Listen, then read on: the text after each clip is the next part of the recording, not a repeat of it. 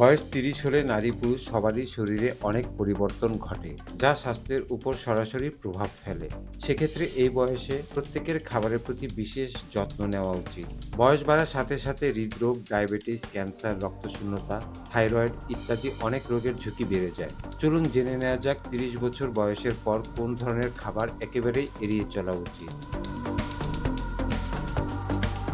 অতিরিক্ত মিষ্টি খাওয়া কোনো বয়সেই ভালো নয়। তবে ৩০ বছর বয়সের পর যতটা সম্ভব মিষ্টি খাওয়া এড়িয়ে চলা উচিত। আসলে ৩০ বছর বয়সের পরে বিপাক ধীরে ধীরে কমতে শুরু করে। যার কারণে স্থূলতা, ডায়াবেটিস এবং হৃদরোগের ঝুঁকি আগের তুলনায় বহুগুণ বেড়ে যায়। এছাড়া অতিরিক্ত চিনি খেলে মুখে ব্রণ, বলি, দাগ এবং স্থূলত্বের মতো বয়স দেখা দেয়। ৩০ এর পরে যতটা সম্ভব ভাজা খাবার খাওয়া এড়ানো উচিত।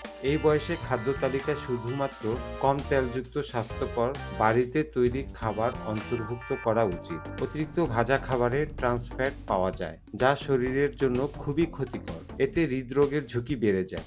এছাড়াও এটি ত্বকের জন্য মোটেও ভালো নয়।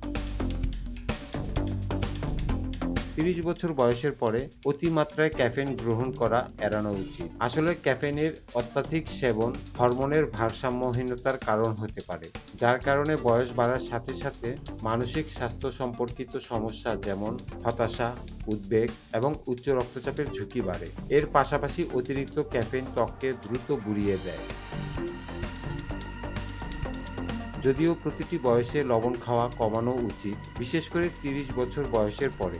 খাবারে অতিরিক্ত পরিমাণে লবণ রক্তচাপের সমস্যা সৃষ্টি করতে পারে। এছাড়া হার্ট ও কিডনি সংক্রান্ত রোগের ঝুঁকিও বেড়ে যায়। যারা ৩০ বছর বয়সের পরে অতিরিক্ত লবণ খান, তাদেরও থাইরয়েডের সমস্যা হতে পারে।